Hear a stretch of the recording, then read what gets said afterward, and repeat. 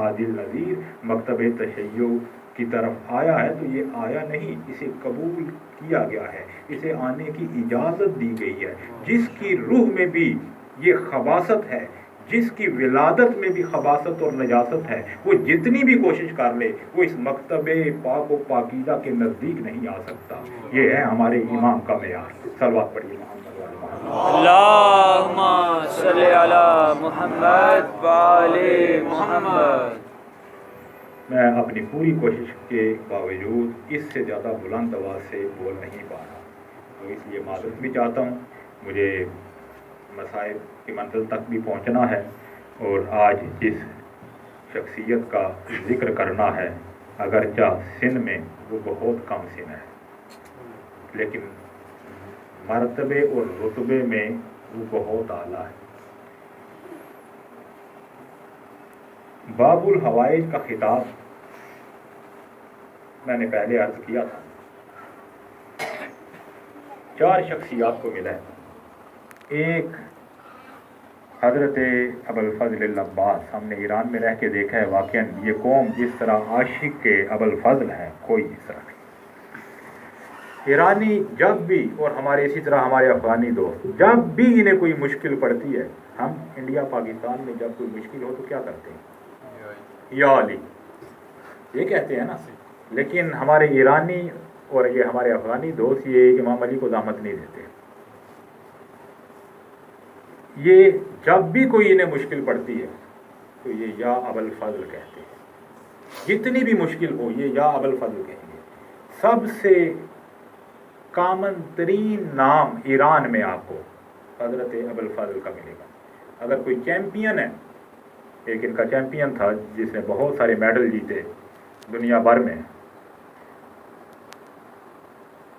آغا حسین رضا زادے، بس بہت سارے اس نے جو ہے وہ میڈل جیتے اس میں وزن برداری، یہ ویٹ لفٹنگ میں۔ تو ہم اس وقت ایران میں تھے، جب بھی وہ کوئی ورلڈ ریکارڈ بناتا تھا، جب بھی وہ کوئی میڈل لے کے آتا تھا، جب بھی کسی چیمپئن شپ کے فائنل میں پہنچتا تھا تو وہ یہی کہتا ہے کہ وہ جتنا بھی وزن ہوتا تھا، جب میں ایک دفعہ حضرت ابوالفضل کا نام لیتا تھا مجھے نہیں تھا پتہ لگتا میں نے اٹھایا انہوں نے اٹھایا۔ میں نے کل عرض کیا تھا، لیکن وہ فارسی زبان میں کیا تھا، اپنے دوستوں کے لیے کیا تھا، کہ ایران میں ہمارے دوست موجود ہیں، شیراز سے ایک جہاز اٹھا تہران میں لینڈ کرنا چاہ رہا ہے، عین وقت پہ پائلٹ نے اعلان کیا کہ ویل کھلنے دیں، اور ایران کے جہاز آپ جانتے ہیں وہ کیسے ہوتے ہیں، وہ کچھ اپنے مسائل ہیں، سینکشن کی وجہ سے پرانے جہاز ہیں، یا پھر یہ رشین توپولوف جنہیں ہمارے دوست اپنی اصطلاح میں تابوت مارگ میں گئے نوجا دی گئے ہوا پہ مہائے ان روسی رہا کھیل، کافی مشکل ہے وہاں پہ۔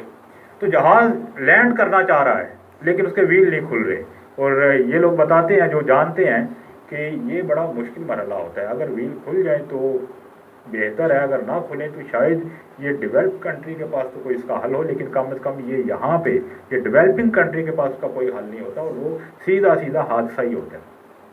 سارے رو پیٹ رہے ہیں، گریہ ازاری کر رہے ہیں، یک لخت ایک عورت بلند ہوگی، کھڑی ہوگی جہاز میں، تم کیا کر رہے ہو؟ تم تو مسلمان ہو، میں عیسائی ہوں، میں مسیحی ہوں، کیا تمہارے پاس ابوالفضل نہیں ہے؟ تمہارے پاس ابوالفضل جیسی شخصیت ہے، کیوں نہیں پکارتے؟ اب اس عیسائی عورت نے سب کو حضرت ابوالفضل کا ورد کروانا شروع کیا، اور اس نام کی برکت سے یہ مشکل حل ہوگی، اور وہ امن و امان سے اور صحیح و سالم جہاز جو ہے وہ لینڈ کرنے میں کامیاب ہوا۔ ایک نہیں بہت ساری، یہ واحد شخصیت ہے کہ جس کے معجزات کی تعداد بہت زیادہ ہے۔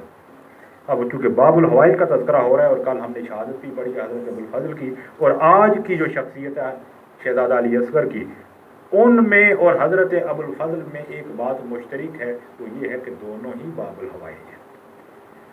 اب یہ آپ دیکھ لیں کہ ایک باب الحوائج بنا تو کتنے امتحان دے کے بنا، اللہ جانے علی اصغر کا کون سا امتحان تھا جو اتنی چھوٹی عمر میں خدا کو پسند آ گیا کہ جو لقب اور جو عہدہ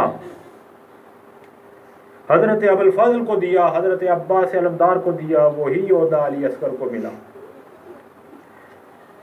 عزیزان محترم, بتاتے ہیں کہ ایک دفعہ ایک بندہ کوئی زری کے قریب, زری امام رضا علیہ السلام کے قریب زیارت کر رہا تھا, اور اس کی عادت تھی, کوئی لڑکا تھا وہ ہمیشہ زائرین کی جیب کاٹ لیا کرتا تھا, پیسے اڑا لیا کرتا تھا, اور یہ کافی عرصے سے کر رہا تھا. غریب تھا لیکن کام غلط کر رہا تھا, اور اس کی دیدہ دلیری اتنی بڑھ چکی تھی کہ اس نے دیکھا کہ وہ یہ کام کرتا ہے, اسے کچھ نہیں ہوتا, وہ بار بار کرتا تھا. ایک دفعہ ایسے ہوا کہ اس نے یہی کام کیا اور فوراً زمین پہ گر پڑا, اس کا پورا جسم مفلوج ہو گیا, پیرالائز ہو گیا. لوگ بڑے پریشان ہوئے, اٹھا کے باہر لائے کہ یہ تو ایسی جگہ ہے, یہاں پہ تو مفلوج لائے جاتے ہیں, صحیح ہو جاتے ہیں, اسے کیا ہوا؟ پریشان تھے. علماء سے رابطہ کیا گیا, اور عرفا جو وہاں پہ موجود تھے, کسی صاحب مکاشفہ نے امام سے لو لگائی, اور امام نے اسے بتایا کہ معاملہ یہ ہے کہ یہ بندہ کافی عرصے سے یہ کام کر رہا تھا, میں درگزر کرتا تھا. کل جب اس نے یہ کام کیا تو اس وقت میرے دادا حضرت ابوالفضل عباس میری زیارت کو آئے ہوئے تھے.